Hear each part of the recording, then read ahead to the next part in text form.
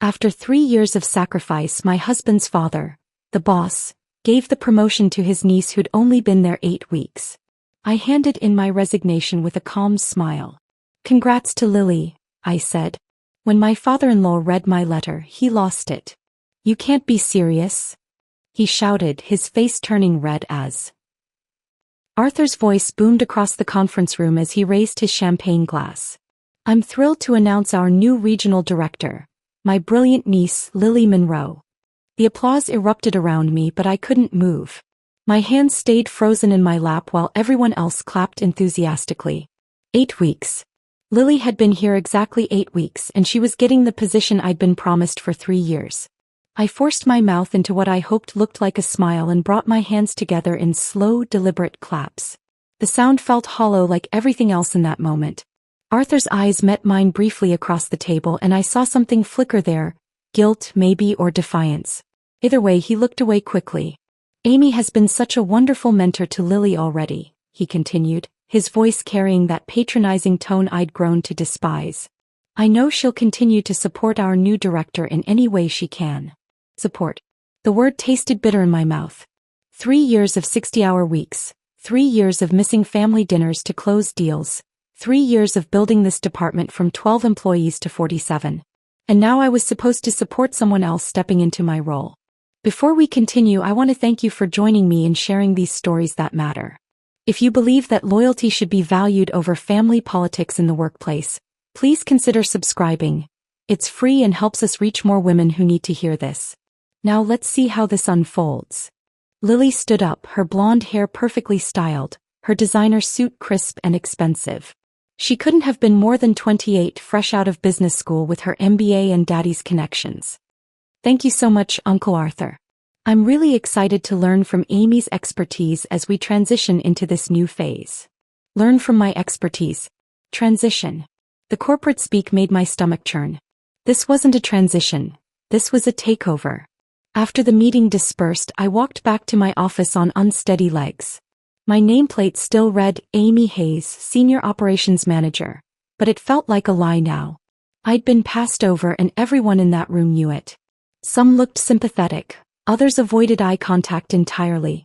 Margaret from accounting patted my shoulder as she walked by, whispering, "I'm so sorry, honey." I closed my office door and sat behind my desk, staring at the wall where I'd hung my Employee of the Year certificates. 3 of them, one for each year I'd been here. Fat lot of good they'd done me.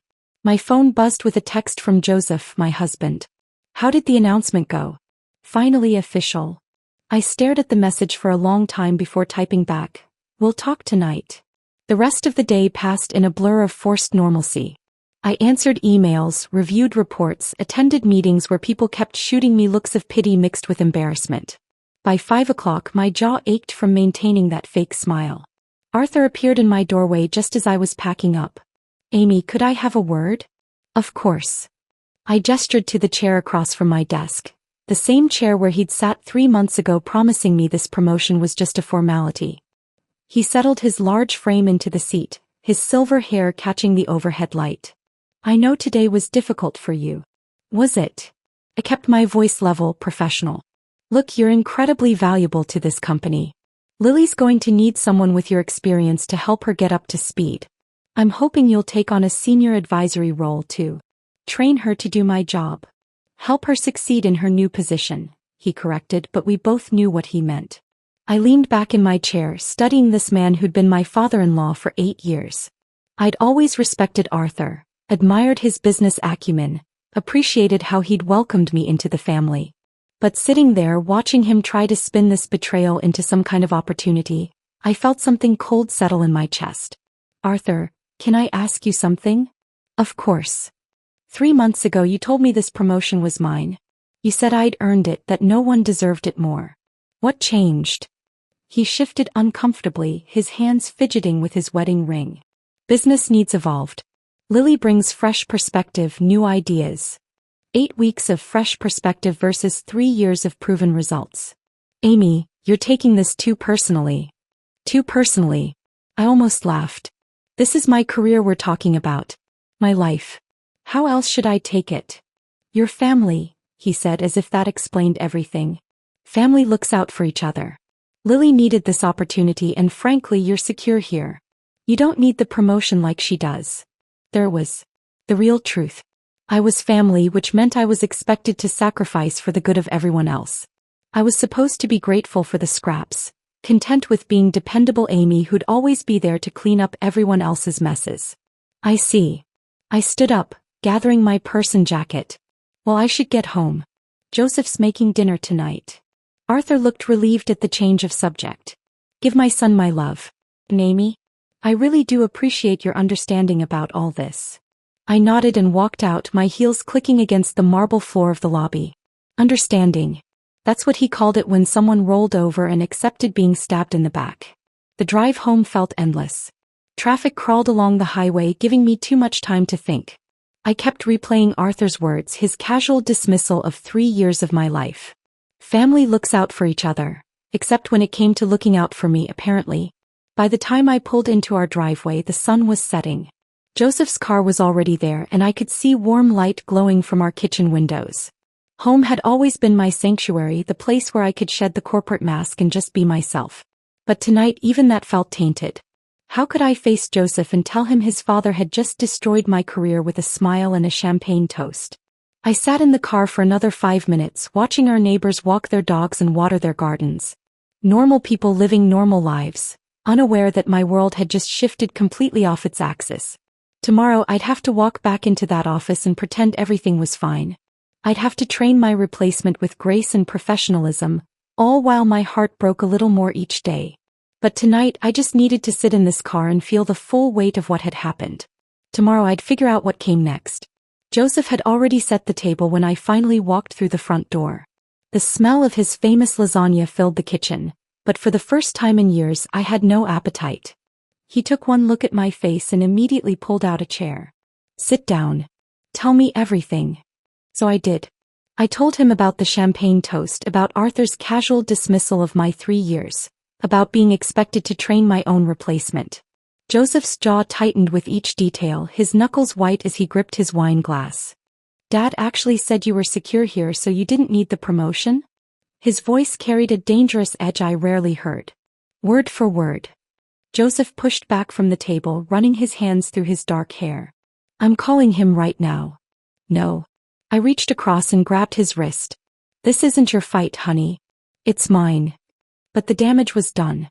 The conversation I dreaded having was over, and now Joseph was furious at his own father.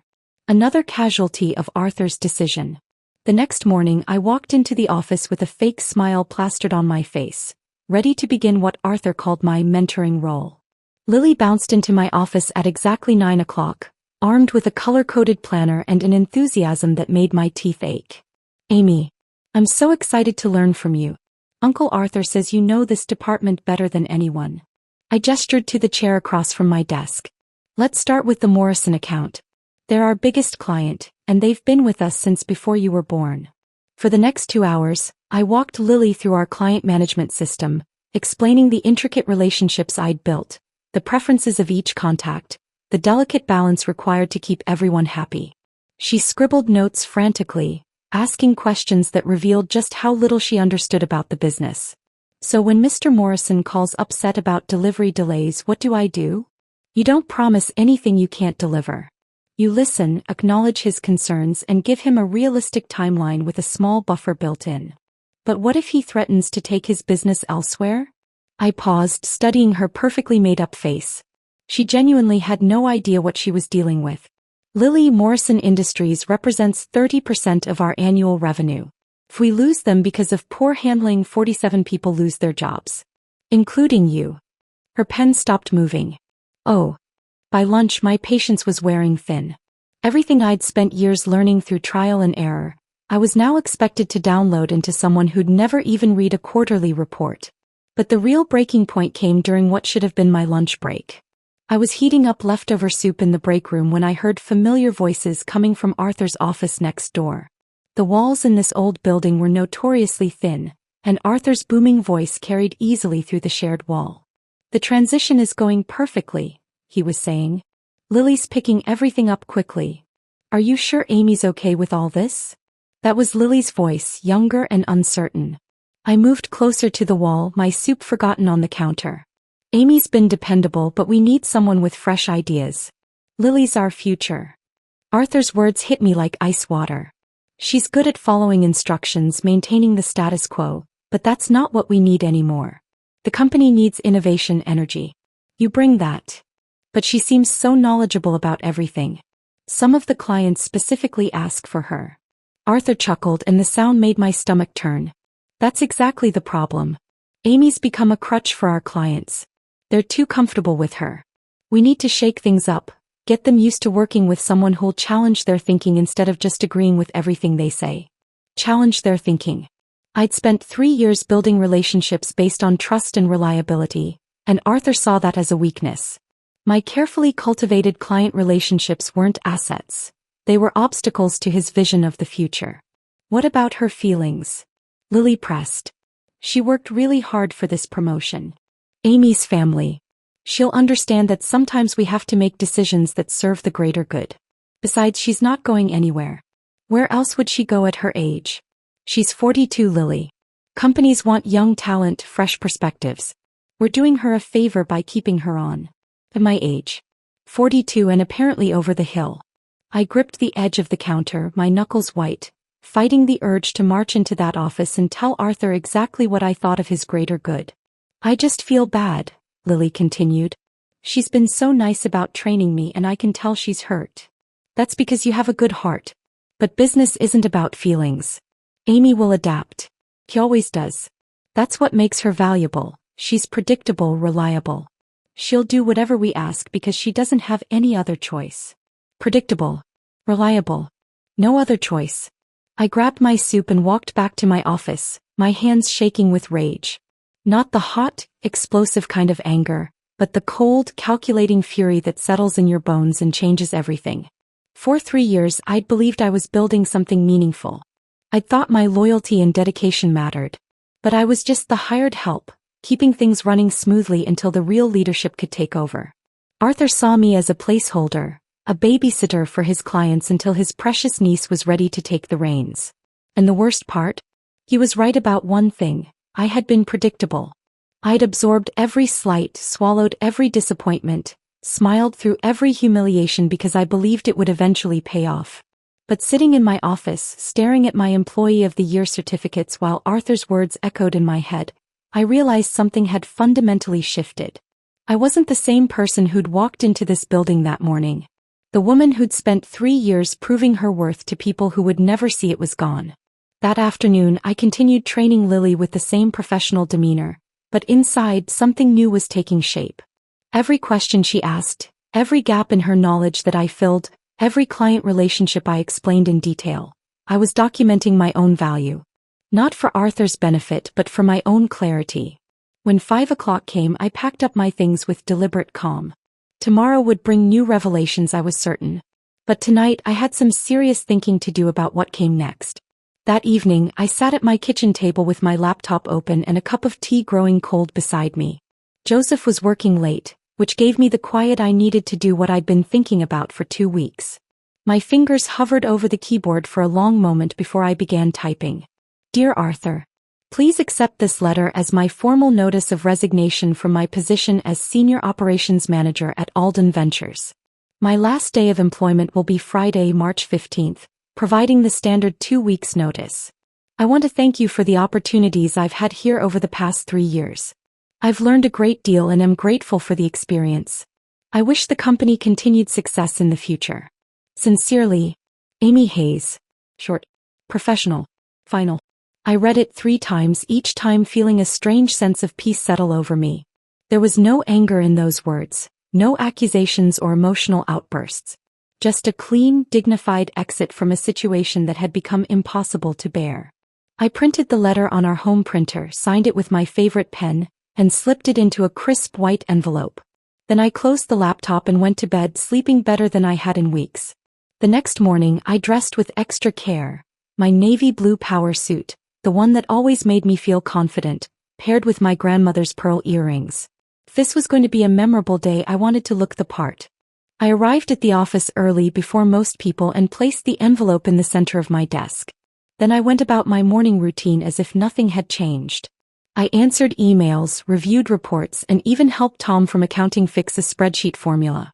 At exactly 10 o'clock, I picked up the envelope and walked to Arthur's office. His secretary, Marie, looked up with her usual warm smile. "Good morning, Amy. He's just finishing up a call. No rush.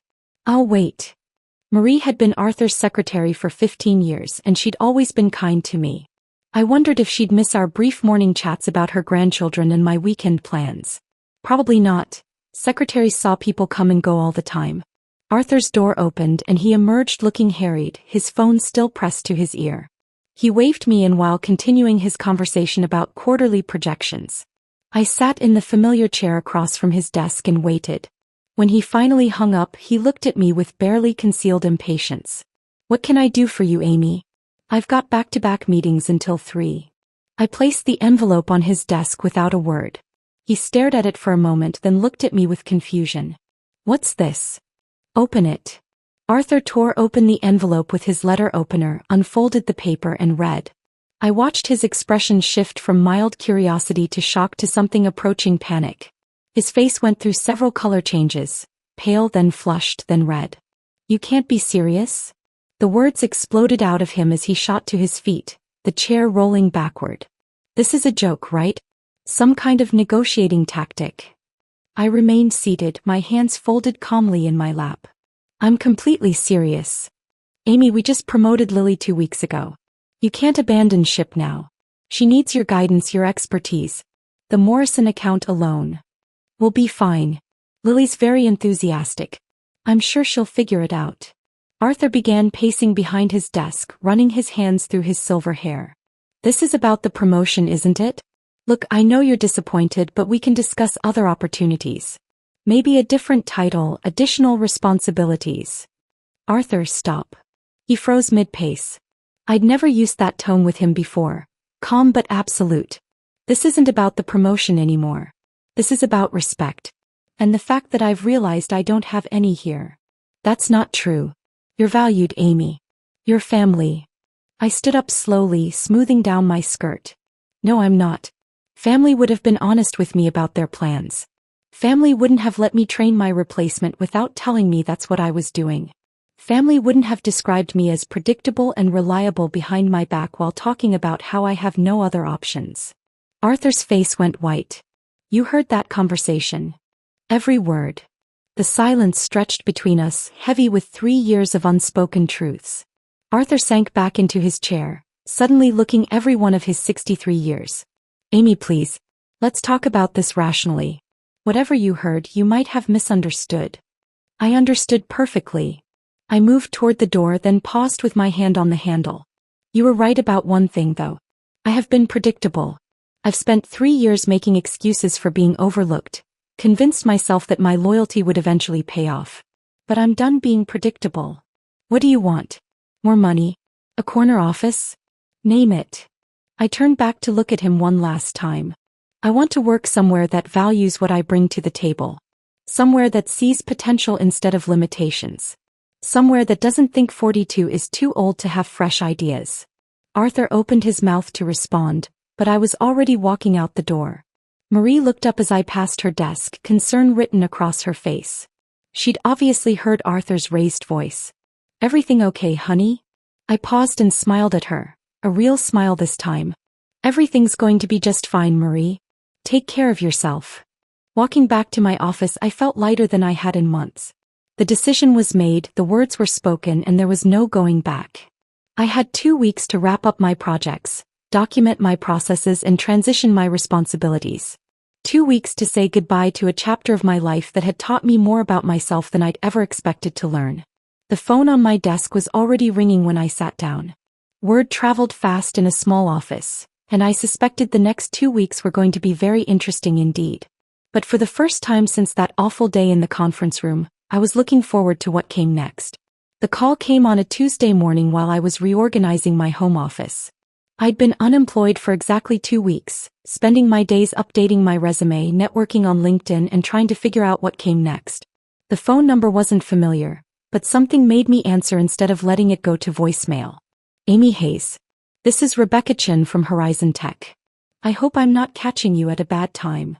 I nearly dropped my coffee mug. Horizon Tech was one of the fastest-growing companies in the region, known for their innovative approach to logistics and their reputation for promoting from within based on merit alone. Not at all. How can I help you? I'll cut straight to the chase. Your name came up in a conversation with Daniel Morrison yesterday. He spoke very highly of your work at Alden Ventures and suggested we reach out. Daniel Morrison. Of course. The client I'd nurtured for 3 years, whose trust I'd earned through countless late nights and weekend calls. I'd wondered if he'd even notice I was gone. That's very kind of him, I managed. We have an opening for a regional operations director, essentially overseeing 3 departments and managing our largest client accounts. Daniel seems to think you'd be perfect for it. Would you be interested in hearing more? My heart started racing. This wasn't just any job. It was exactly what I should have gotten at Alden Ventures, but bigger. Better. I'd be very interested. Within an hour, I had an email with preliminary details that made my eyes widen. The salary was 30% higher than what I'd been making. The benefits package included stock options. And the title, Regional Operations Director, was what I'd been promised but never received. The interview process moved quickly. Rebecca introduced me to the team leads I'd potentially manage, all of whom seemed genuinely excited about working together. The company culture was refreshingly direct. No hidden agendas or family politics, just clear expectations and transparent communication. During my final interview with the CEO Marcus Williams, he asked me something that caught me off guard. Why did you leave Alden Ventures? Daniel mentioned you'd been there for several years. I'd practiced answering this question, but sitting across from Marcus, a man known for building his company on merit rather than connections, I decided on honesty. I reached a ceiling that had nothing to do with my performance or potential. Sometimes you realize that loyalty without respect is just servitude. Marcus nodded slowly. We don't believe in ceilings here, Amy. We believe in earned advancement and mutual respect. Does that sound like something you could work with? It sounds like everything I've been looking for. 3 days later, Rebecca called with an offer that exceeded even my best-case scenario. As I read through the contract, I felt something I hadn't experienced in years. Genuine excitement about going to work. My first day at Horizon Tech felt like stepping into a different universe. The building was modern and bright with open collaborative spaces and technology that actually worked. But more importantly, from the moment I walked in, I felt welcomed as a valued team member rather than tolerated as a necessary burden. My direct report, Sarah Martinez, had been running operations temporarily and could have resented my arrival. Instead, she greeted me with a comprehensive briefing on current projects and a genuine enthusiasm for collaboration. I've been looking forward to this, she said as we reviewed the quarterly projections. Rebecca told me about your experience with large-scale client management. We've been struggling with the Anderson Group account and frankly we could use your expertise. Expertise. Not dependability or reliability, expertise. The difference was profound. Within my first week I was leading strategy meetings and making decisions that had immediate impact. When I suggested restructuring our client communication protocols based on lessons learned at Alden Ventures, Marcus not only listened but asked me to present the proposal to the board. You've been doing this for 3 years? He asked after my presentation. And your previous employer never promoted you to director level? Apparently I was too predictable for leadership. Marcus laughed, not at me but at the absurdity of it. Their loss is our gain. Predictability in results is exactly what we want in leadership. The Anderson Group meeting was my first major test. They'd been threatening to leave Horizon Tech for months, frustrated with communication breakdowns and missed deadlines. I spent 2 days preparing, drawing on every client relationship skill I'd developed over the years. The meeting lasted 3 hours. By the end, not only had we retained their business, but they'd agreed to expand their contract by 40%. How did you do that? Sarah asked as we walked back to the office. I listened to what they actually needed instead of what I thought they should want. Then I showed them exactly how we could deliver it. Word of the Anderson success spread quickly through the company. Suddenly, other department heads were asking for my input on their client relationships. Marcus started including me in executive strategy sessions. You know, he said after one particularly productive meeting, I'm starting to think we undervalued this position when we created it. Would you be interested in discussing expanded responsibilities? Expanded responsibilities. At Alden Ventures, that phrase had always meant more work for the same recognition. Here it felt like genuine opportunity. By the end of my first month, I was managing not just operations but also heading up a new client retention initiative. My team had grown from 12 people to 18, and our department's performance metrics were the highest they'd been in 2 years. Every morning when I walked into Horizon Tech, I was reminded of what it felt like to work somewhere that valued contribution over connections. My ideas weren't just heard, they were implemented. My experience wasn't just acknowledged, it was leveraged for company growth. The contrast with my old job was striking. At Alden Ventures, I'd spent 3 years trying to prove my worth to people who had already decided I was dispensable. At Horizon Tech, my worth was assumed, and the focus was on how to maximize my contribution to our collective success. For the first time in my professional life, I understood what it meant to work at a company that truly valued merit over politics. 3 months into my new position at Horizon Tech, the industry gossip started reaching me through unexpected channels. At a quarterly networking event, I bumped into Janet Mills from Pacific Financial, one of Alden Ventures' smaller clients.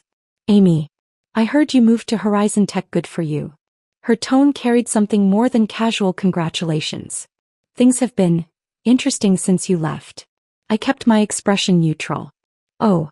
Well, let's just say our new contact at Alden Ventures isn't quite as responsive as you were. 3 weeks to return a call? That never happened when you were handling our account." Before I could respond, she was pulled away by another colleague, but her words stuck with me. 3 weeks to return a call. I'd always prided myself on same-day responses. The next piece of information came from an even more unexpected source. Daniel Morrison called me directly at Horizon Tech 2 weeks later. "Amy, I hope you don't mind me reaching out. I have a professional question, but I also wanted to give you a heads up about something." "Of course, Daniel. What's going on?" "We're probably going to be ending our relationship with Alden Ventures at the end of this quarter." My stomach dropped. Morrison Industries was Alden Ventures' largest client. Losing them would be devastating. "I'm sorry to hear that. May I ask what happened?" Daniel sighed heavily. "Remember how we used to have those monthly strategy calls, where you'd walk me through the quarterly projections and we'd adjust our approach based on market changes?" "Of course. Well, your replacement, Lily, I think, she missed our last 2 scheduled calls entirely. When she finally called back, she couldn't answer basic questions about our account status. She kept saying she'd get back to me with information, but those follow-ups never came." I closed my eyes, imagining Arthur's reaction when he learned about Morrison's decision. The final straw was last week. "We had a delivery crisis. Remember how you used to handle those? Drop everything, coordinate with logistics, keep us updated every hour until it was resolved." "I remember. Lily told us to file a complaint through the proper channels and she'd look into it when she had time." "Amy, we're talking about a $2 million shipment that was sitting in the wrong warehouse. She treated it like a paperwork issue." I felt a mix of emotions I couldn't quite untangle. Satisfaction that my value was being proven, but also genuine sadness for the company I'd once cared about so deeply. "I'm sorry it came to that, Daniel. I know Arthur valued your partnership." "That's the thing, I don't think he did.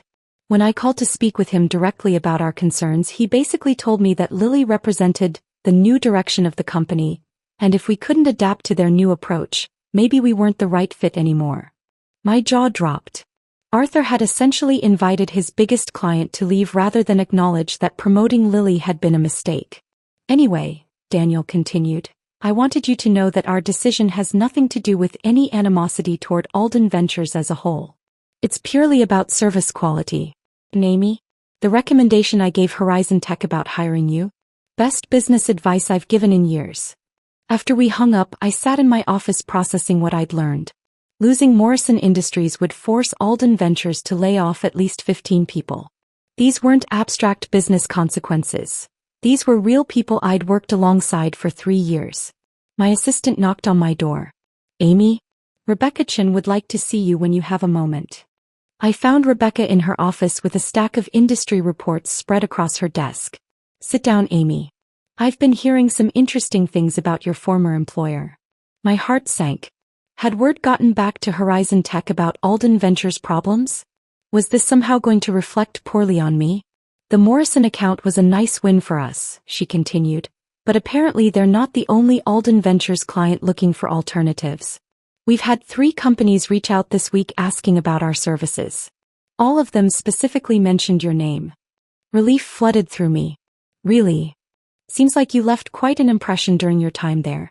The question is, how do you want to handle this? These could be significant opportunities for Horizon Tech, but I want to make sure we're approaching this ethically. I appreciated Rebecca's consideration. I think as long as we're responding to genuine inquiries rather than actively poaching clients, we're on solid ground. These companies have legitimate service concerns that we can address. My thoughts exactly. Would you be comfortable leading the presentations for these potential new accounts? Absolutely.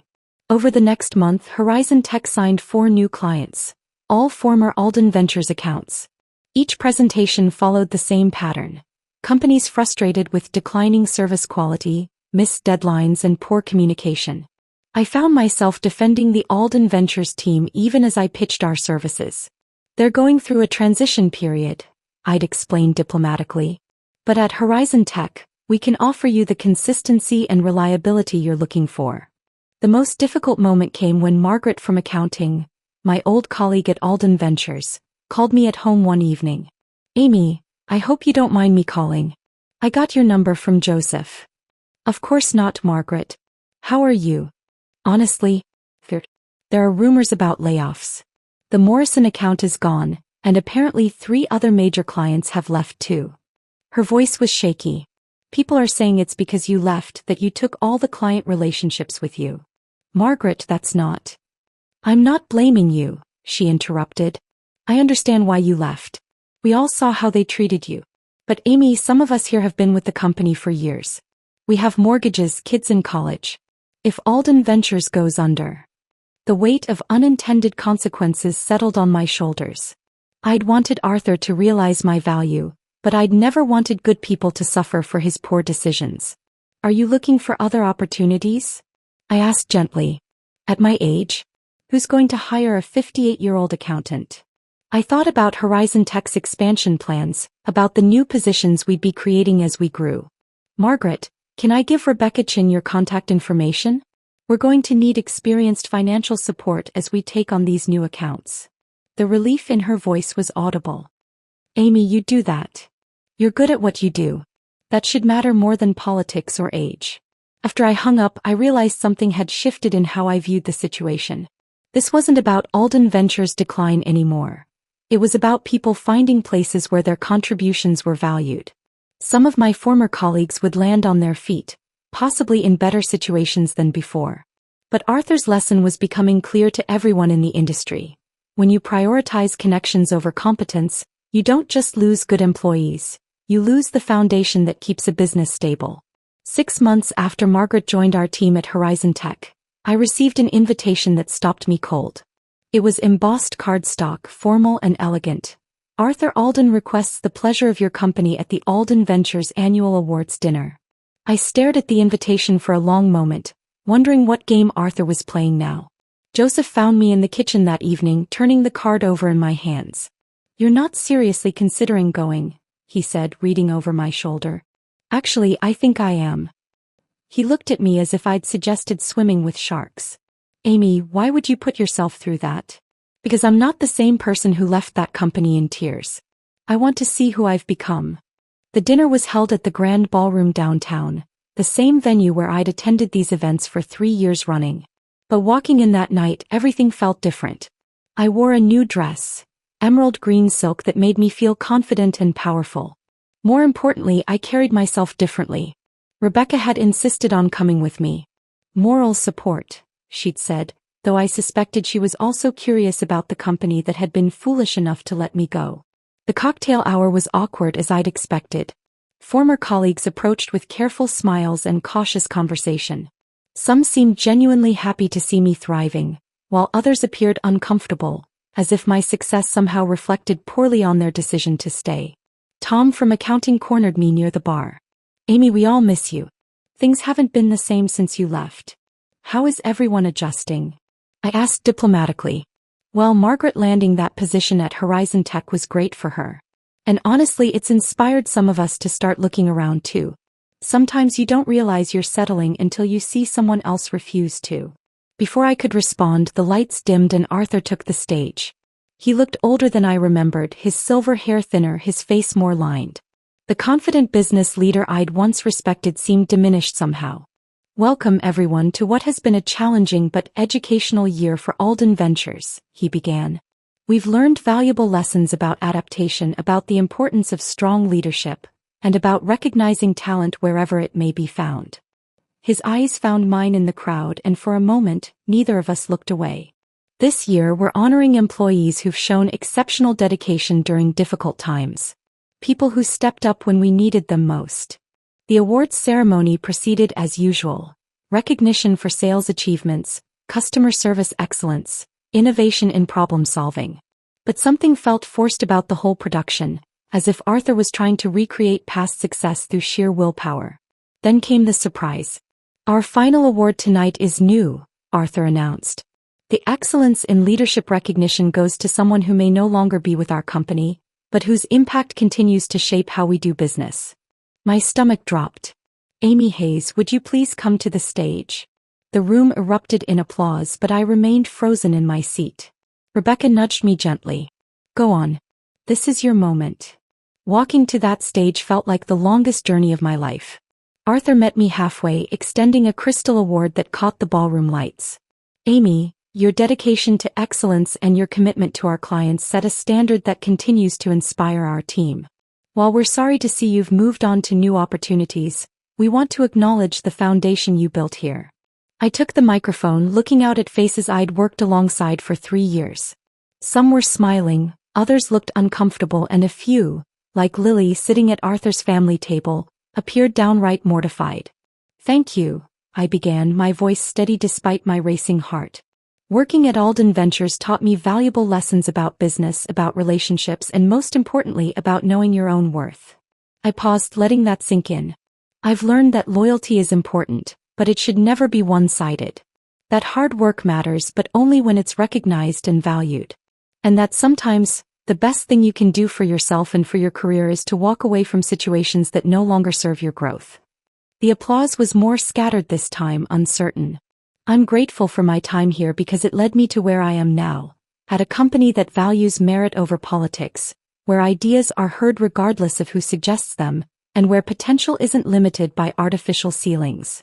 I handed the microphone back to Arthur, whose smile had become notably strained. "Thank you again for this recognition. And to my former colleagues, remember that you have more power than you think. Use it wisely." As I walked back to my table, the silence was deafening.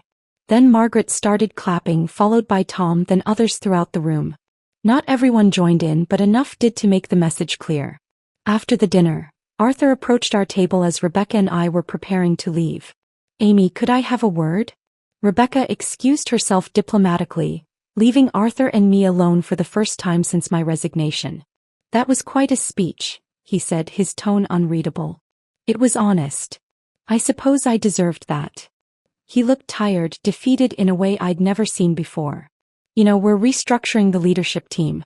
If you ever wanted to come back." "Arthur, stop."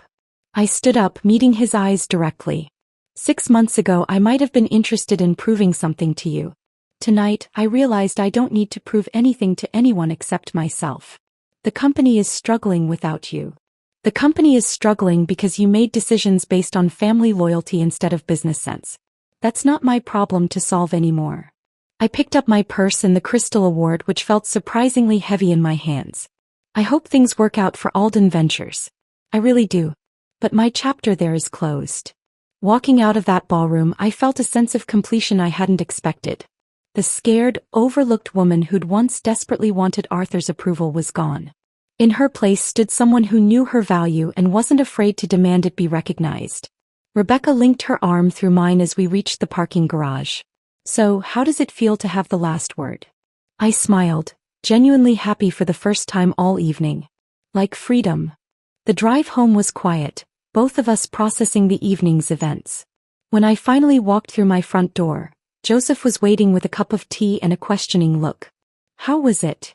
"Perfect," I said and meant it. It was absolutely perfect. That night, I placed the Crystal Award on my bookshelf next to a photo from my first day at Horizon Tech. Two symbols of the same journey. One representing where I'd been, the other showing where I was going. The woman in that photo was confident, valued, and unafraid to take up space in the world. She was everything I'd always had the potential to be, just waiting for the right moment to emerge. Sometimes the best revenge isn't revenge at all. It's simply becoming the person you were always meant to be. If this story of workplace triumph had you on the edge of your seat, hit that like button right now. My favorite part was when Amy gave that powerful speech at the awards dinner, showing Arthur exactly what he lost. What was your favorite moment? Drop it in the comments below. Don't miss more empowering stories like this. Subscribe and hit that notification bell so you never miss an upload.